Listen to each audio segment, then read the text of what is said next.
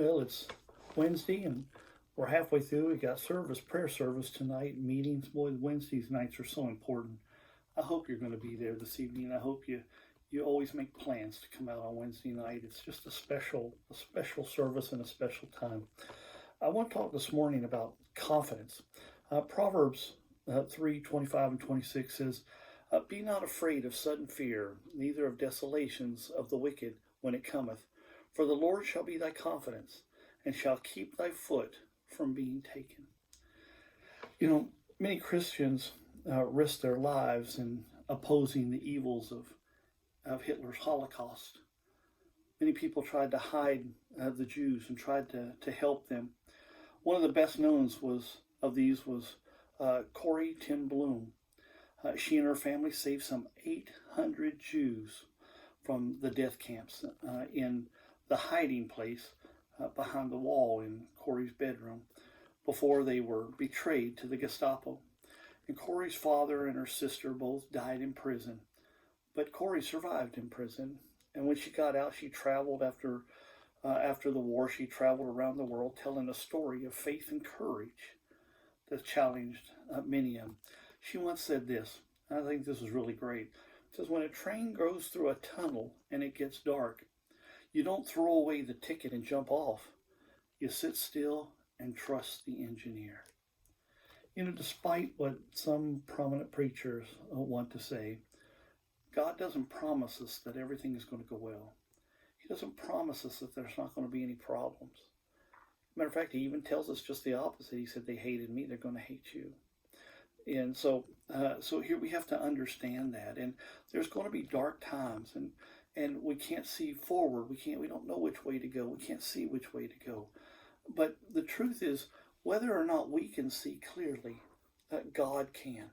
And he revealed this in his nature through the prophet Isaiah when God described himself as this: "Declaring the end from the beginning, and from ancient times the things that are not yet done, saying, my counsel shall stand, and I will do all my pleasure." That's Isaiah 46:10. So you see, it's important that we just have confidence that God can do it. Jeremiah tells us, is anything too hard for God? And it's not. Nothing's too hard. So we can have confidence in the fact that nothing is too hard for our God. Nothing is. Now, it is for man, but it's not for God. And so, I read a story that years ago a son went to his father, disturbed about how the book he was reading would turn out. And his favorite character in the book was in jeopardy. And I hadn't got to the end yet, but his favorite character was already in jeopardy, and he was afraid. And his father said, "Look, son," he said, "don't worry." He said, "I've read the whole book, and it turns out fine." See, God is in control of our lives. And everything will turn out. It will turn out according to God's plan. See, God, he hasn't just read the book. He wrote it. He knows how it's going to turn out. He knows about our lives. We may not be able to see, but he can. We have to just trust him. I've always said it's that when God looks at life, he looks at it, it's as if, for the way we look at life is as if we're in a tunnel, or let's say in a big city, and we got buildings on either side of us, and we're way back in the back of the building. We're looking out, and there's a circus or a parade just going in front of us.